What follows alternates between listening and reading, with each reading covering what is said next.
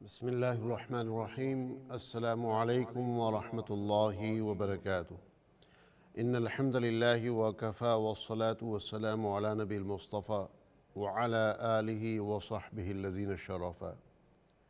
أما بعد، فإن الله سبحانه وتعالى يقول في كتابه العزيز والفرقان الحميد: فأعوذ بالله السميع العليم من الشيطان الرجيم: وَلَنَبْلُوَنَّكُمْ بِشَيْءٍ مِّنَ الْخَوْفِ وَالْجُوعِ وَنَقْصٍ مِّنَ الْأَمْوَالِ وَالْأَنفُسِ وَالثَّمَرَاتِ وَبَشِّرِ الصَّابِرِينَ الَّذِينَ إِذَا أَصَابَتْهُم مُّصِيبَةٌ قَالُوا إِنَّا لِلَّهِ وَإِنَّا إِلَيْهِ رَاجِعُونَ أُولَٰئِكَ عَلَيْهِمْ صَلَوَاتٌ مِّن رَّبِّهِمْ وَرَحْمَةٌ وَأُولَٰئِكَ هُمُ المهتدون.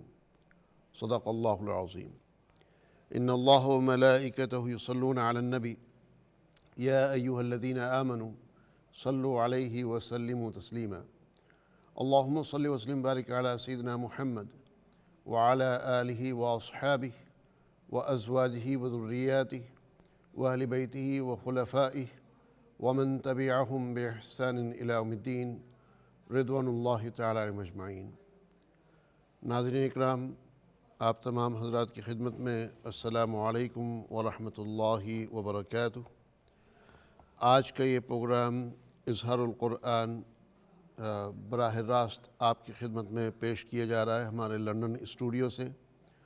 امید کرتے ہیں کہ آج کے اس پروگرام کے ذریعے اللہ سبحانہ و تعالی ہمارے اور آپ کے لیے رحمتوں کے اور برکتوں کے فیصلے فرمائیں گے، اور اس پروگرام کے ذریعے ہمارے لیے قرآن کو سمجھنا اور اس پر عمل کرنا یہ انشاءاللہ آسان ہوتا جائے گا.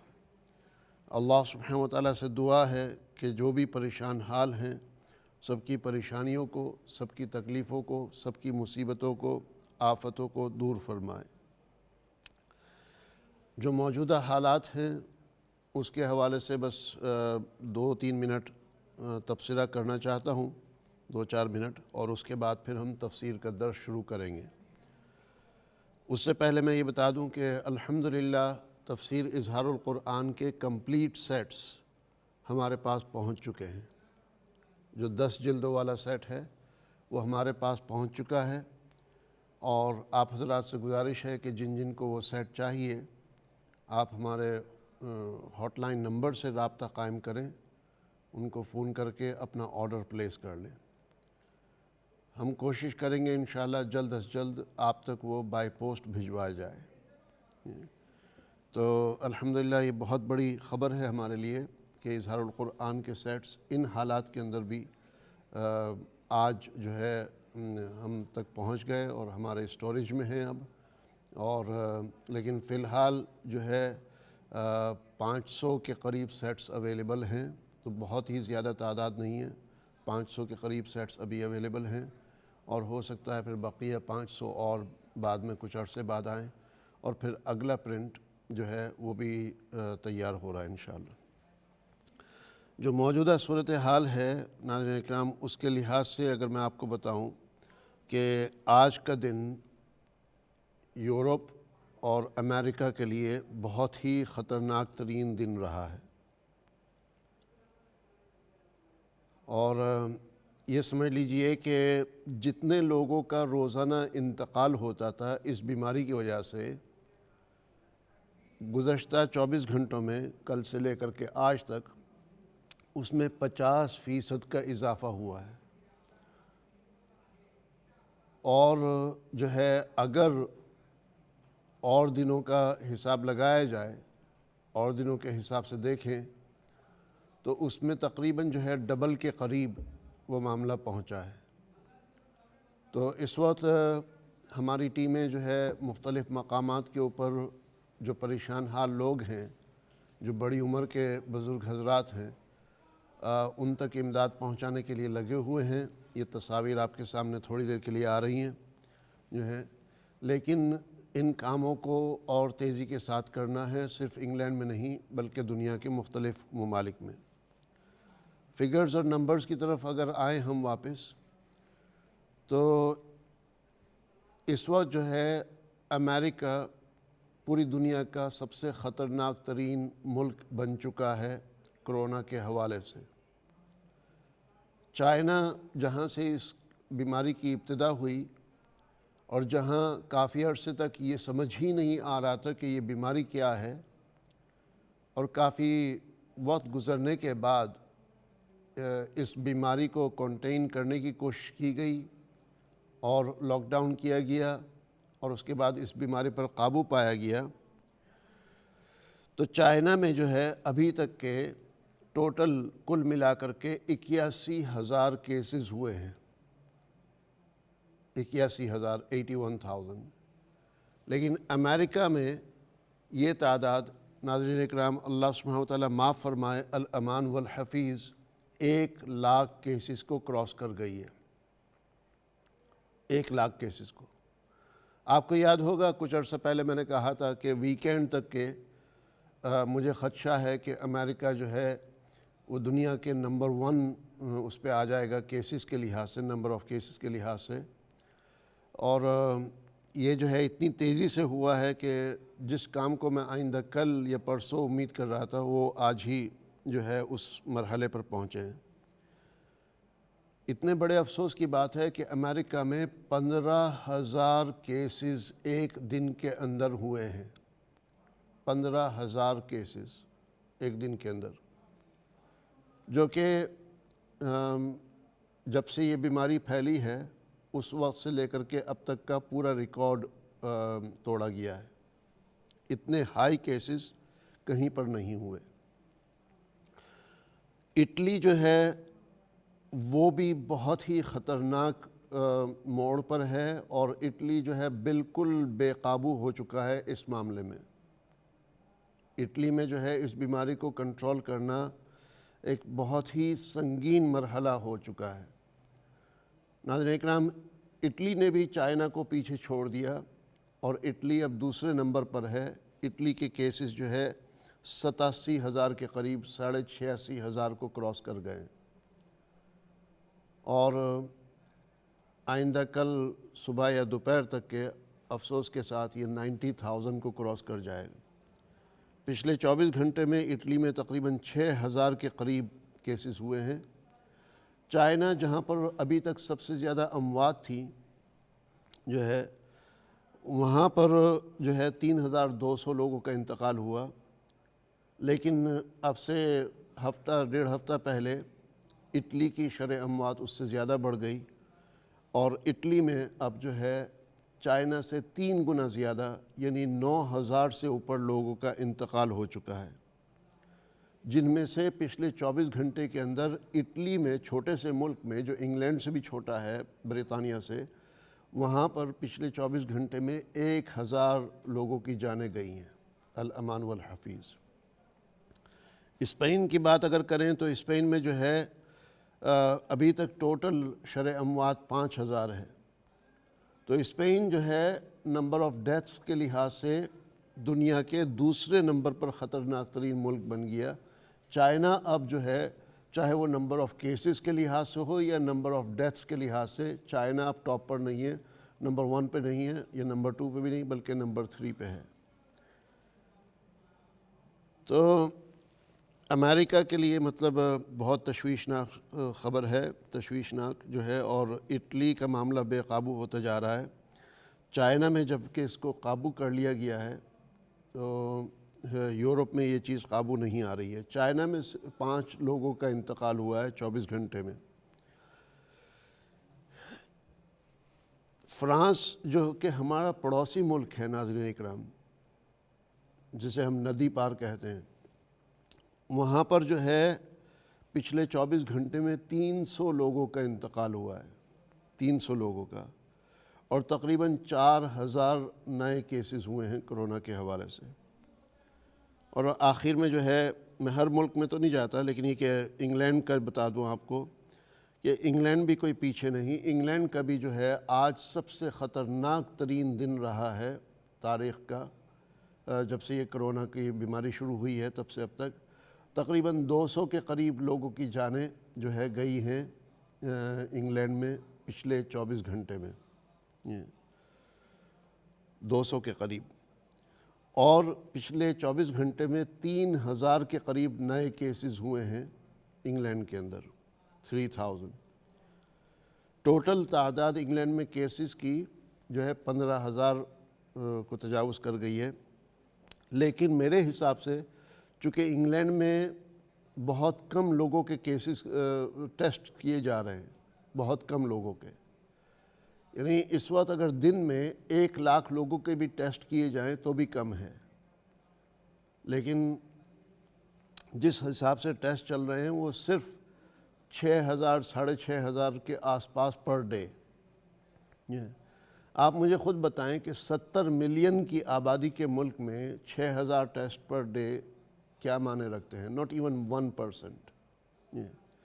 اگر انگلینڈ میں پراپرلی ٹیسٹ ہونے شروع ہو جائیں تو الامان والحفیظ مجھے خدشہ ہے کہ انگلینڈ کے نمبر آف کیسز کی تعداد امریکہ کے برابر نہ ہو کہیں۔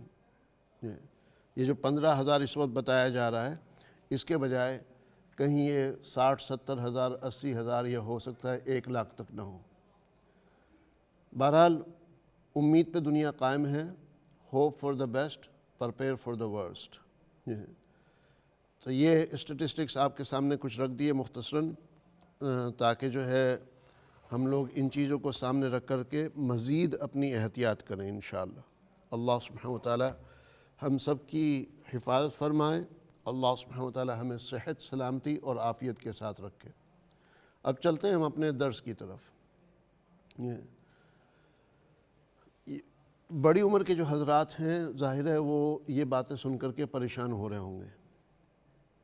ان سے میری گزارش ہے اور سبھی سے کہ دیکھیں، زندگی اور موت کا فیصلہ اللہ سبحانہ وتعالی کی طرف سے ہے۔ زندگی اور موت کا فیصلہ اللہ سبحانہ وتعالی کی طرف سے ہے۔ آپ اگر خدا نخواستہ پریشان ہونا شروع ہو جائیں گے ابھی سے، تو اپنے لیے اور بڑی پریشانی آپ پیدا کر لیں گے۔ حالات خطرناک ہیں، اس کی وجہ سے حفاظت کرنی ہے، لوگوں سے ملنا کم کرنا ہے، فاصلے کم کرنے ہیں، صفائی ستھرائی کا دھیان رکھنا ہے۔ یہ بس اتنی پریشانی اختیار کر لیں، باقی کوئی ذہنی پریشانی اختیار کرنے کی ضرورت نہیں ہے آپ کو۔ آپ کے اطمینان کے لیے ایک نمبر آپ کے سامنے پیش کرنا چاہتا ہوں۔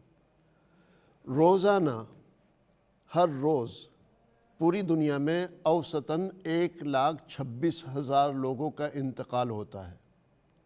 1,26,000 لوگوں کا آن ایوریج، کسی دن 1.25 لاکھ، کسی دن 1.5 لاکھ، تو مطلب 1,20,000 سے لے کر کے 1,40,000 1,50,000 تک کے لوگوں کا روزانہ انتقال ہوتا ہے۔ یہ بیماری کی بات نہیں کر رہا ہوں میں، اوور آل جتنے لوگوں کا پوری دنیا میں کسی بھی وجہ سے انتقال ہوتا ہے، چاہے خدا نخواستہ وہ ایکسیڈنٹ کی وجہ سے ہو، چاہے وہ نیچرل ڈیتھ کی وجہ سے ہو، چاہے وہ اور بیماریوں کی وجہ سے ہو، تو ان کی تعداد پر ڈے جو ہے وہ 1.25 لاکھ سے 1.5 لاکھ کے درمیان ہے۔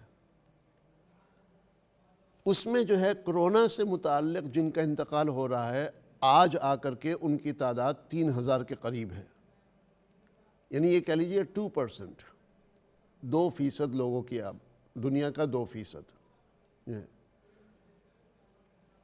تو لہذا اگر دیکھا جائے تو اوور آل جن لوگوں کا انتقال ہو رہا ہے وہ ان ریالٹی نیچرل اور طبعی لحاظ سے ہو رہا ہے۔ وہ اتفاقی صورتحال ہے کہ ان لوگوں کو کرونا کی بیماری بھی ہو گئی۔ جو 1.25 لاکھ سے 1.5 لاکھ لوگ میں بتا رہا ہوں، اس میں سے کم از کم 1 لاکھ یومیہ جو ہے، 1 لاکھ لوگ جن کا انتقال ہوتا ہے یومیہ، وہ 60 سال سے اوپر کے ہوتے ہیں، یعنی آلریڈی چونکہ ماشاءاللہ بڑھاپے کو پہنچ چکے ہوتے ہیں، اپنی عمر گزار چکے ہوتے ہیں۔ دنیا کا یہ ایک سسٹم ہے۔ تو 1 لاکھ سے اوپر بوڑھے لوگوں کا جو ہے ڈیلی طور پر مختلف وجوہات سے یا طبعی یا نیچرل طریقے سے انتقال ہو رہا ہے۔ اس میں سے جو ہے 2 سے 3 ہزار لوگوں کا یومیہ پوری دنیا میں، صرف انگلینڈ کی بات نہیں کر رہا ہوں، پوری دنیا میں جو ہے کرونا کے حوالے سے انتقال ہو رہا ہے۔ تو زیادہ تر چانسز یہ ہیں کہ اگر یہ کرونا کی بیماری نہ ہوتی تب بھی موسٹ پروبلی ان لوگوں کا انتقال ہوتا، موسٹ پروبلی تب بھی ان کا انتقال ہوتا۔ ہاں، چونکہ ان کے ساتھ کئی بیماریاں لاحق تھیں، جو ہے ان بیماریوں کی وجہ سے ان کو کرونا بھی لگ گیا، اور کرونا کے موجودگی میں ان کی شکست ہوئی ہے، ان کی جان گئی ہے۔ اب جن لوگوں کی جان جا رہی ہے کرونا لگنے کی وجہ سے، یا کرونا کی بیماری کے ساتھ، لگنے کی وجہ سے نہیں کہوں گا میں، کرونا کی بیماری کے ساتھ، یہ کوئی نہیں بتا سکتا کہ ان کی جان گئی ہے کرونا کی وجہ سے یا اور کوئی جو دوسری بیماریاں ان کو پہلے سے تھیں اس کی وجہ سے۔ تو لہٰذا میں اپنے بزرگوں سے، اپنے بڑوں سے، اپنی ماؤں بہنوں سے جو ہے سب سے گزارش کروں گا کہ احتیاط ضرور برتیں، دوا بھی کریں اور دعا بھی کریں، لیکن پریشان نہیں ہونا۔ جتنی بھی زندگی اللہ نے دی ہے خوشی اور خرم کے ساتھ انشاءاللہ مسرت کے ساتھ وہ گزاریں، اللہ کا شکر ادا کریں کہ اللہ نے یہاں تک کی زندگی عطا کی ہے۔ میں اپنے بارے میں آج آپ کو بتاتا ہوں، پہلی دفعہ آن کیمرہ بتا رہا ہوں آپ کو اپنے بارے میں۔ مجھے امید نہیں تھی میرے خود کے بارے میں کہ میں اس عمر تک پہنچوں گا، حالانکہ میں ابھی بڑھاپے کی عمر کو نہیں پہنچا ہوں، میں ابھی 50 سال کا نہیں ہوا، 60 تو دور کی بات، 50 کا بھی نہیں ہوا ہوں۔ مجھے امید نہیں تھی کہ میں اس لیول تک کے پہنچوں گا، اسپیشلی جب سے یہ خطرات کے علاقوں میں، حادثات کے علاقوں میں، سیلاب اور اس سے بڑھ کر کے زلزلے والے علاقوں میں، اس سے بڑھ کر کے کیمیکل وغیرہ کے جو علاقے ہیں جہاں پر فوکوشیما پلانٹ اور جاپان کا آپ نے سنا ہوگا، ان علاقوں میں جانے کے بعد مجھے خود امید نہیں تھی، اس قسم کے سفر کرنے کے بعد مجھے خود اپنے بارے میں امید نہیں تھی کہ میں یہاں تک پہنچوں گا۔ آج پہلی دفعہ آن کیمرہ یہ بات کہہ رہا ہوں، لیکن کبھی آپ نے میرے چہرے سے وہ ڈر، وہ افسوس، وہ رنج و ملال نہیں دیکھا ہوگا، بلکہ والد صاحب کا جو انتقال ہوا اب سے 3 مہینے پہلے، اللہ ان کو غریق رحمت کرے، یہ 4 مہینے جو ہے، چوتھا مہینہ شروع ہونے والا ہے، دسمبر کے آخر سے جنوری، فروری، مارچ جو ہے، تیسرا مہینہ کمپلیٹ ہو کر چوتھا بھی شروع ہو جائے گا اپریل کے شروع میں۔ تو جس وقت ان کا انتقال ہوا اس وقت مجھے ایک بہت بڑا شوق یہ بھی لگا تھا کہ میرا جو ہے یہ پکا یقین تھا کہ میرا انتقال میرے والد صاحب کی موجودگی میں ہوگا۔ 1-2 لوگوں کو بس میں نے یہ بات کہی ہوگی والد صاحب کے انتقال کے بعد کہ مجھے یہ بہت بڑا شوق لگا ہے۔ تو یہ اللہ نے جتنی بھی زندگی دی ہے اس کو ہم جو ہے خوشی اور رضا الہی کے ساتھ گزاریں انشاءاللہ، اس کے اوپر پریشان ہونے کی ضرورت نہیں ہے۔ ذرا لمبی بات ہو گئی ہے، چلتے ہیں آج کے سبق کی طرف۔ کھول لیجئے آپ پیج نمبر 162، سورہ بقرہ کی آیت نمبر 88۔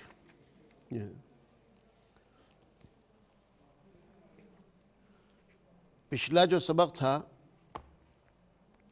اس میں جو ہے ہم نے آیت نمبر 87 کور کی تھی کہ وَلَقَدْ آتَيْنَا مُوسَى الْكِتَابَ وَقَفَّيْنَا مِن بَعْدِهِ بِالرُّسُلِ، کہ البتہ تحقیق ہم نے موسیٰ علیہ السلام کو دی کتاب، پے در پہ بھیجے ہم نے ان کے بعد کئی رسول، اور ہم نے دیے عیسیٰ ابن مریم کو واضح دلائل، وَأَيَّدْنَاهُ بِرُوحِ الْقُدُسِ، اور ان کی مدد کی جبرائیل علیہ السلام کے ذریعے سے۔ کیا مطلب؟ یعنی یہ جو ہے موسیٰ علیہ السلام سے لے کر کے عیسیٰ علیہ السلام کا نبوت کا اور اس دور کا جو ہے نچوڑ ہے یہ، کہ ہم نے موسیٰ علیہ السلام کو کتاب دی، یعنی تورات دی، اور ان کے بعد ایک ایک کر کے جو ہے پے در پہ، ایک کے بعد ایک، ایک کے بعد ایک، وداؤٹ اینی یہ کہہ لیجئے کہ گیپ ان بٹوین، جو ہے ہم نے رسولوں کو بھیجا، کئی رسول آئے۔ اور رسول اور نبی میں کیا فرق ہے یہ میں نے پچھلے پروگرام میں بتا دیا تھا۔ اور ہم نے دی عیسیٰ ابن مریم کو، ہم نے دیے عیسیٰ ابن مریم کو واضح دلائل یعنی معجزات۔ میں نے یہ بھی بتا دیا تھا کہ عیسیٰ ابن مریم کہیں پر قرآن میں کہیں کسی اور مقام کے اوپر کسی نبی کے ساتھ ان کے والد کا نام نہیں آتا ہے۔ کہیں پر آپ نے یہ نہیں دیکھا ہوگا قرآن میں چند مقامات پر 4 جگہ جو ہے محمد کا لفظ آیا ہے، محمد صلی اللہ علیہ وسلم، تو محمد ابن عبداللہ کہیں نہیں آیا۔ کہیں پر بھی جو ہے موسیٰ فلاں کے بیٹے، یوسف فلاں کے بیٹے، اسحاق فلاں کے بیٹے، اسماعیل ابراہیم علیہ السلام کے بیٹے، اسحاق ابراہیم علیہ السلام کے بیٹے، اس طریقے سے کہیں ٹائٹل نہیں آیا۔ صرف عیسیٰ علیہ السلام کے بارے میں کس کے بیٹے ہیں وہ ٹائٹل آتا ہے، یہ بتانے کے لیے کہ عیسیٰ علیہ السلام وہ مریم علیہ السلام کے بیٹے ہیں، اللہ کے بیٹے نہیں ہیں۔ اس جو ہے دعوے کی تردید کرنے کے لیے کہ وہ اللہ کے بیٹے نہیں ہیں، اس دعوے کی تردید کرنے کے لیے جو ہے عیسی ابن مریم یہ الفاظ قرآن میں بار بار استعمال ہوتے ہیں۔ ان کو جو دلائل دیے، معجزات دیے، اس کا تذکرہ بھی ہم کر چکے تھے۔ مثلاً سب سے پہلا ان کا معجزہ تھا کہ جب وہ بچے تھے، بیبی تھے، ماں کی گود میں تھے، پیدائش کے چند لمحوں کے بعد ہی، 2-4 دن کے بعد ہی، یا چند دنوں کے بعد ہی جو ہے جب ان کی قوم نے پوچھا مریم علیہ السلام سے کہ یہ بچہ کہاں سے آ گیا، تمہاری تو شادی بھی نہیں ہوئی، یہ گناہ کیسے ہو گیا، یا انا لکی ھذا، یہ تمہیں کہاں سے مل گیا جو ہے، تو انہوں نے کہا جو ہے انی نذرت للرحمن صوما فلن اکلم اليوم انسیا، کہ میں نے جو ہے پروردگار کی خاطر روزہ رکھ رکھا ہے بات کرنے کا، لہٰذا آج میں کسی انسان سے بات نہیں کروں گی جو ہے، یہ انہوں نے اشارے سے بتایا جو ہے، اور یہ کہا کہ بچے کی طرف اشارہ کیا کہ اس سے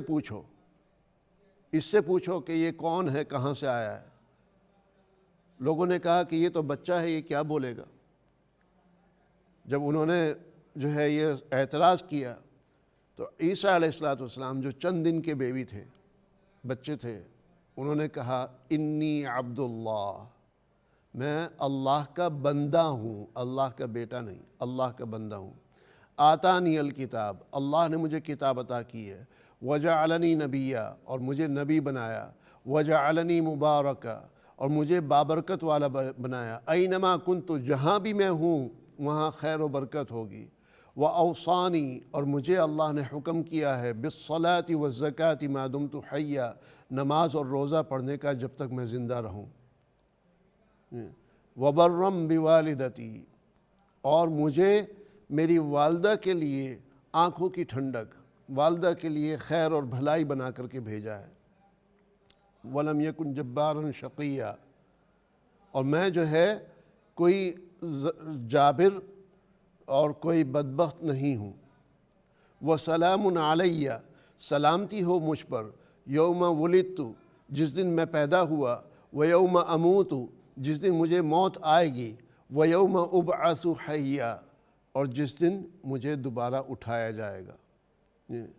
تو یہ جو ہے آپ کے سامنے یہ بات آ گئی تھی کہ موسیٰ علیہ السلام کو کیا کیا معجزات ملے۔ سب سے پہلا معجزہ اس میں بچپن کے دور میں اللہ سبحانہ وتعالیٰ کے حکم سے بات کرنے کا، اس کے بعد آگے چل کے جو ہے اللہ سبحانہ وتعالیٰ کے حکم سے وہ مٹی کا پرندہ بناتے تھے، اس پہ پھونک مارتے تھے، وہ اڑنے لگتی تھی۔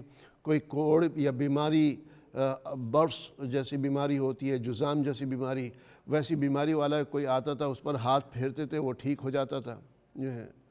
نابینا کو جو ہے بینائی مل جانا، یہاں تک کہ کوئی شخص مر گیا تو بسا اوقات اس کو بھی زندہ کرنے کا معجزہ جو ہے ملا۔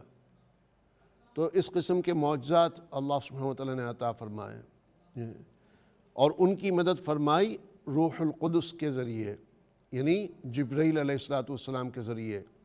مدد جبرائیل علیہ السلام نے سب نبیوں کی، لیکن خصوصی طور پر وہ مدد جو جبرائیل علیہ السلام کی، جبرائیل علیہ السلام نے عیسیٰ علیہ السلام کی ہے، اس انداز سے کسی اور نبی کی نہیں ہوئی کہ جس وقت یہ لوگ جو ہے عیسیٰ علیہ السلام کے انکاری اور منکرین ان کو جو ہے سولی اور پھانسی پر چڑھانا چاہتے تھے، اس وقت جو ہے وہ جبرائیل علیہ السلام ان کو لے کر کے آسمانوں پر چلے گئے، ان کو اٹھا کر کے آسمانوں پر لے گئے۔ تو بہرحال جو ہے یہ بتایا، اور اس کے بعد پھر أَفَكُلَّمَا جَاءَكُمْ رَسُولٌ بِمَا لَا تَهْوَىٰ أَنفُسُكُمُ اسْتَكْبَرْتُمْ، کہ جس وقت تمہارے پاس کوئی نبی آتا ہے وہ بات لے کر کے جس کو سننے کو تمہارا جی نہیں چاہتا، جو ہے یعنی دین کے اوپر چلنے کے بارے میں، سچ بولنے کے بارے میں، رسول کی بات ماننے کے بارے میں، لا الہ الا اللہ، قولوا لا الہ الا اللہ تفلحون، وہ باتوں کے بارے میں، یا یہ کہ نبی آخر الزمان کے بارے میں، تو یہ باتیں جب تمہارے سامنے آتی ہیں تو تم اپنے آپ کو بڑا سمجھنے لگتے ہو، تکبر کرنے لگتے ہو، یعنی ان باتوں سے اپنے آپ کو بالا سمجھتے ہو۔ تم میں سے ایک گروہ وہ ہے، ایک فرقہ وہ ہے جس نے ان نبیوں کو جھٹلایا، اور ایک فرقہ وہ ہے جس نے ان نبیوں کو قتل کیا۔ تم لوگ جو ہے نبیوں کے جھٹلانے والے ہی نہیں بلکہ نبیوں کے قاتل بھی ہو۔ یہ جو ہے بنی اسرائیل سے مخاطب ہو رہا ہے۔ اب جو ہے اگلی آیت، بنی اسرائیل کا تعصب، بنی اسرائیل کا تعصب، تعصب کے معنی جو ہے اندر کوئی جو ہے دشمنی چھپی ہوئی جو ہے وہ، اس کے بارے میں کیا فرماتے ہیں؟ وَقَالُوا قُلُوبُنَا غُلْف، کہ یہ بنی اسرائیل یہ لوگ کہتے ہیں، اور انہوں نے کہا کہ ہمارے دل غلف غلافوں میں ہیں۔ غلاف غلف سے بنا ہے، دونوں جو مطلب ملتے جلتے لفظ ہیں، اور غلف اور غلاف اس کا اصل روٹ ورڈ غلف ہے، غائن لام فا، اور اس کا ترجمہ بھی غلاف ہوتا ہے۔ تو عربی کا غلاف ہو یا اردو کا غلف ہو یا غلاف ہو، جو ہے یہ سب ایک ہی ہے۔ بل لعنہم اللہ، بلکہ لعنت کی ہے ان پر اللہ نے، کیوں؟ بکفرہم، ان کے کفر کی وجہ سے، فقلیلا ما، چنانچہ کم ہی لوگ ہیں، یعنی ان میں سے، یؤمنون، جو ایمان لاتے ہیں۔ کیا مطلب؟ ایک دفعہ اور ترجمہ کریں، اتنا مشکل نہیں ہے، سمجھ میں آ جائے گا انشاءاللہ، لیکن ایک دفعہ ترجمہ کریں، اتنا آسان بھی نہیں ہے لیکن اتنا مشکل بھی نہیں ہے۔ وقالوا، اور انہوں نے کہا، قلوبنا غلف، ہمارے دل غلافوں میں ہیں، بل لعنہم اللہ، بلکہ لعنت کی ہے ان پر اللہ نے، بکفرہم، ان کے کفر کی وجہ سے، فقلیلا ما یؤمنون، چنانچہ کم لوگ ہیں جو ایمان لاتے ہیں، کم لوگ ہی ایمان لاتے ہیں۔ کیا مطلب اس کا؟ کہ ایک طرف بات ہو رہی کہ ہمارے دل غلافوں میں ہیں، اور پھر ایک دم سے جو ہے بلکہ اللہ کی لعنت ہے ان کے اوپر۔ کیا مطلب؟ مطلب اس کا یہ کہ یہودی حضرات، ان کا جو ہے یہ ماننا تھا، یہاں تک کہ حضور صلی اللہ علیہ وسلم کے دور میں بھی، کہ ہمارے دلوں کو اللہ سبحانہ و تعالیٰ نے ڈھانپ دیا ہے، ایک لحاظ سے محفوظ کر دیا ہے، غلاف چڑھا دیا اس پہ۔ یعنی وہ الفاظ استعمال نہیں کیے کہ ہمارے دل جو ہے تنگ دستی میں ہیں، یا ہمارے دلوں پر جو ہے مہر لگی ہوئی ہے، یا ہمارے دل سیاہ ہو گئے، یا ہمارے دل پر جو ہے اندھی پٹی ہے یا کالی پٹی چڑھ گئی، وہ الفاظ نہیں، بلکہ غلاف۔ اور غلاف ایک اچھی چیز ہوتی ہے، غلاف جو ہے وہ پروٹیکشن کے لیے ہوتی ہے، تو وہ الفاظ استعمال کرتے تھے یہ، کہ ہمارے دل غلافوں میں ہیں۔ جیسے قرآن کریم آپ رکھتے ہیں جزدان کے اندر، جو ہے اسے بھی غلاف کہا جاتا ہے۔ خانہ کعبہ کو کالا پردہ جو چڑھایا جاتا ہے اسے بھی غلاف کعبہ کہتے ہیں، غلاف۔ تو غلاف بذات خود ایک اچھی چیز ہے، تو یہ اچھی چیز اپنے لیے استعمال کر رہے تھے، اپنے دلوں پر مہر جو لگی ہوئی تھی، ان کے دل جو تاریکی میں تھے، جو سیاہ تھے، اس کے لیے غلاف کا لفظ استعمال کر رہے ہیں، یہ کہہ کر کے کہ اللہ نے ہمارے دلوں کو جو ہے غلاف میں کر دیا ہے، اب اس کے اندر کوئی جو ہے نئی دعوت اس کے اندر نہیں آئے گی، نئی پکار اس کے اندر نہیں آئے گی، کوئی نئی ہمیں جو ہے شریعت لا کر کے دے، کوئی نیا نبی آ کر کے ہمارے سامنے دعویٰ کرے، چاہے وہ عیسیٰ علیہ السلام ہوں، چاہے وہ حضور صلی اللہ علیہ وسلم ہوں، ہمارے دل تو غلافوں میں ہیں، ہمارے دل کے اندر وہ بات نہیں اترے گی۔ یہ ان کا ماننا تھا اور یہ ان کا دعویٰ تھا عیسیٰ علیہ السلام کے ٹائم پر بھی، عیسیٰ علیہ السلام کے بعد بھی، اور حضور صلی اللہ علیہ وسلم کے وقت پر بھی۔ قرآن نے ان کے اس دعوے کی تردید کر دی، اس دعوے کا پوسٹ مارٹم کر دیا، اس دعوے کا انکار کر دیا، کہا کہ ان کے دلوں پر کوئی غلاف نہیں ہے۔ غلاف جو ہے وہ اچھی چیز ہے، وہ پروٹیکشن کے لیے ہوتا ہے، کوئی پروٹیکشن، کوئی غلاف نہیں ہے، بلکہ ان پر اللہ کی لعنت ہے ان کے بار بار انکار کرنے کی وجہ سے، ان کے کفر کی وجہ سے۔ یہ غلاف نہیں ہے، یہ نہیں ہے کہ یہ آپ کی بات نہیں مان رہے، چونکہ ان کے دلوں کو اللہ نے پروٹیکشن دے رکھی ہے کہ کوئی اور بات اس میں نہ جائے، بلکہ حقیقت یہ ہے کہ اللہ نے ان کے اوپر لعنت ڈال رکھی ہے، اللہ کی لعنت ہے ان کے اوپر، ان کے کفر کی وجہ سے۔ لہٰذا ان میں سے بہت ہی کم لوگ ہیں، چند لوگ ہیں جو ایمان لائیں گے۔ امید کرتا ہوں کہ یہ آیت کا مطلب سمجھ گئے ہوں گے، ٹھیک ہے؟ اگر کسی سے ذرا سا مس ہو گیا ہے تو میں ایک دفعہ پھر ریپیٹ کر دیتا ہوں۔ وَقَالُوا قُلُوبُنَا غُلْف، انہوں نے کہا کہ ہمارے دل غلافوں میں ہیں، یعنی ہمارے دل اچھے پردوں میں، پروٹیکشن کے پردوں میں جو ہے محفوظ کر دیے گئے ہیں۔ اب اس کے اندر کوئی باہر کا نیا میسیج اس کے اندر نہیں جائے گا، کوئی نیا نبی آ کر کے دعویٰ کرے وہ اس کے اندر نہیں جائے گا، وہ بات یہ قبول نہیں کرے گا۔ جو ہے یہ دعویٰ ان کا پہلے سے بھی تھا، عیسیٰ علیہ السلام کے دور میں بھی، عیسیٰ علیہ السلام سے پہلے اور نبی آتے تھے، وہ پکارتے تھے ان کو، تو ان کو بھی یہ جھٹلاتے تھے یا قتل کرتے تھے، اس وقت بھی ان کا یہ دعویٰ تھا، اور حضور صلی اللہ علیہ وسلم کے ٹائم پر بھی یہ دعویٰ تھا۔ اور بہت سے لوگ ان کے اس دعوے کو سچا ماننے لگے تھے، جو ہے کہ واقعی ہو سکتا ہے کہ اللہ نے جو ہے ان کو وہ کر رکھا ہو، اسی لیے یہ کسی کی بھی بات نہیں مانتے۔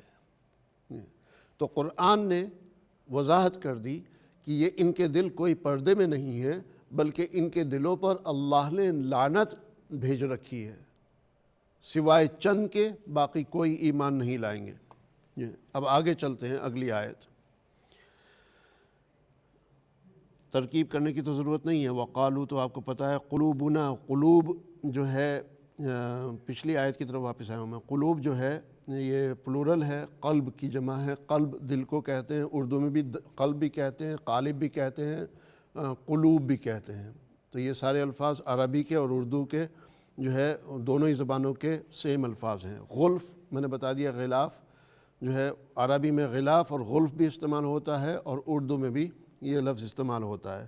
بل یعنی بلکہ جو ہے اردو میں بھی استعمال ہوتا ہے۔ لعنہم اللہ، لعن لعنت بھیجی، تو لعن تعن اردو میں ہم کہتے ہیں، لعن جو ہے لعن تعن کیا، یعنی لعنتیں بھیجیں، تو بل لعنہم اللہ، اللہ نے ان پر لعنت بھیجی، تو ایگزیکٹلی یہی لفظ اردو میں بھی استعمال ہوتا ہے۔ بکفرہم، ان کے کفر کی وجہ سے، تو کفرہم کفر اور اردو کا بھی کفر۔ فقلیلاً، چنانچہ بہت ہی کم، اردو میں بھی ہم کہتے ہیں قلیل یعنی تھوڑے سے، ما یؤمنون ایمان لاتے، جو ہے یؤمنون ایمان لانے والے، تو یؤمنون یہ آمنہ سے بنا ہے، اس سے ایمان بنا جو ہے، تو اردو میں بھی اور عربی میں ملتے جلتے لفظ۔ تو سبحان اللہ، یہ آیت کا تقریباً ہر لفظ جو ہے، بلکہ وقالو کو بھی اگر کہہ لیں، قالو تو اردو میں ہم کہتے ہیں قال و قیل، فلاں نے یہ کہا، فلاں نے وہ کہا، قال و قیل، کہ اس کی بات اور اس کی بات جو ہے، تو قال کے معنی اس نے کہا، اور قالو پلورل ہے قالا کی۔ تو یہ اس آیت کے سبھی الفاظ الحمدللہ اردو زبان میں استعمال ہوتے ہیں۔ آگے چلتے ہیں اگلی آیت کی طرف، آیت نمبر 89، پیج نمبر 163، سورۃ البقرہ جو ہے پارہ نمبر 1۔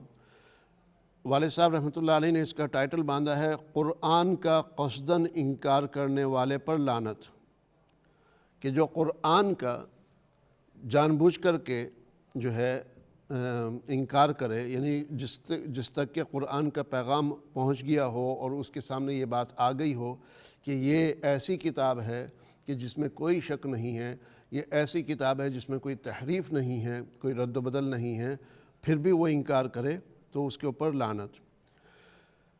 وَلَمَّا جَاءَهُمْ، وَلَمَّا اور جب، جَاءَهُمْ آ گئی ان کے پاس، کیا آ گئی؟ کتابٌ، کتاب، کتاب من عند اللہ، کس کی طرف سے؟ اللہ کی طرف سے۔ اور جب آ گئی ان کے پاس اللہ کی طرف سے کتاب، مصدق، تصدیق کرنے والی ہے، لما معہم، اس کی جو ان کے پاس ہے، وکانوا اور تھے وہ، من قبل اس سے پہلے، یستفتحون فتح مانگتے، علی الذین کفروا ان لوگوں کے خلاف جنہوں نے کفر کیا، سبحان اللہ۔ فلما پھر جب، جاءہم آ گیا ان کے پاس، کیا آ گیا؟ ما عرفوا وہ جسے انہوں نے پہچان لیا، جس کو وہ پہچانتے تھے وہ آ گیا ان کے پاس، کفروا انہوں نے اس کا بھی انکار کر دیا، کفروا بہ اس کے ساتھ بھی انکار کر دیا۔ فلعنت اللہ تو اللہ کی لعنت ہے، علی الکافرین انکار کرنے والوں پر۔ نہیں سمجھے نا؟ ایک دفعہ اور ترجمہ کرتے ہیں۔ وَلَمَّا جَاءَهُمْ كِتَابٌ مِّنْ عِنْدِ اللَّهِ اور جب آ گئی ان کے پاس کتاب اللہ کی طرف سے، مصدق لما معہم تصدیق کرنے والی ہے اس کی جو ان کے پاس ہے، وَكَانُوا مِن قَبْلُ يَسْتَفْتِحُونَ عَلَى الَّذِينَ كَفَرُوا اور وہ اس سے پہلے فتح مانگتے تھے، فتح مانگتے تھے، علی الذین کفروا خلاف ان لوگوں کے جنہوں نے کفر کیا۔ فلما جاءہم پھر جب آ گیا ان کے پاس وہ، کیا؟ ما عرفوا جسے انہوں نے پہچان لیا، نشانیوں سے پہچان لیا، کفروا انہوں نے کفر کیا، بہی اس کے ساتھ بھی، فلعنت اللہ علی الکافرین تو لعنت ہے اللہ کی کافرین پر۔ خالی ترجمہ دیکھیں گے تو تھوڑا سا کنفیوژن ہو جائے گا، اور اگر آپ کے پاس یہ تفسیر موجود ہو اور اس تفسیر کا تھوڑا سا حصہ آپ پڑھ لیں تو وہ کنفیوژن آپ کا دور ہو جائے گا۔ اور پھر اوپر سے میں یہاں الحمدللہ سمجھانے کی کوشش کرتا ہوں اپنے انداز سے، تو وہ مکمل کنفیوژن دور ہو جائے گا۔ تھوڑا تفسیر پڑھنے سے تھوڑا سا کیا بلکہ پورا ہی کنفیوژن دور ہو سکتا ہے، لیکن مزید گہرائی کے اندر میں جا کر کے سمجھانے کی کوشش کرتا ہوں۔ یہ بات ہو رہی ہے یہودیوں کی، چونکہ یہ بات ہو رہی مدینہ منورہ کی زندگی کی۔ حضور صلی اللہ علیہ وسلم جب ہجرت کر کے مدینہ منورہ آئے تو وہاں پر پہلے سے کافی یہودی تھے،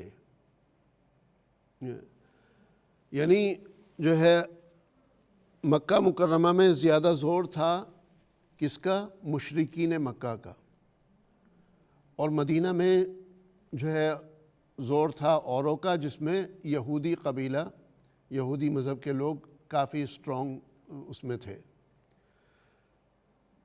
مدینہ سے جو لوگ حج کے ٹائم پر مکہ مکرمہ آتے تھے، اس وقت مدینہ کا نام یثرب تھا، یثرب، تو ان میں سے کافی لوگ حضور صلی اللہ علیہ وسلم کے اوپر ایمان لانا شروع کیا، اور واپس جا کر کے مدینہ میں لوگوں کو مسلمان کرنا شروع کیا۔ چنانچہ ہوا یہ کہ مکہ مکرمہ میں جو ہے حالات اور بگڑتے گئے، مسلمانوں کے لیے اور تنگی ہوتی گئی، لیکن مدینہ میں سہولت ہوتی گئی۔ تو بہرحال حضور صلی اللہ علیہ وسلم مدینہ منورہ پہنچے۔ اب وہاں مشرکین مکہ کے ساتھ تو تقابل تھا نہیں اتنا زیادہ، ہاں یہ تھا کہ مکہ مکرمہ سے مشرکین مکہ جو ہے وہ چڑھائی کرنے کے لیے آتے تھے، جنگیں ہوئی ہیں جو ہے، تو لیکن یہودیوں کے ساتھ مقابلہ تھا۔ اب اللہ سبحانہ و تعالیٰ ان کی سچویشن بتا رہے ہیں یہاں پر، کیا؟ وَلَمَّا جَاءَهُمْ كِتَابٌ مِّنْ عِنْدِ اللَّهِ، ذرا غور سے سنیے گا، ورنہ اگر 2 سیکنڈ کو بھی آپ ادھر ادھر ہوئے تو پھر پوائنٹ مس کر جائیں گے اگر آپ کا ذہن ادھر ادھر ہوا۔ کتاب سے مراد یہاں پر قرآن کریم ہے۔ وَلَمَّا جَاءَهُمْ، اور جب آ گئی ان کے پاس کتاب، یعنی قرآن کریم جب ان کے پاس پہنچتا ہے، کن کے پاس؟ یہودیوں کے پاس۔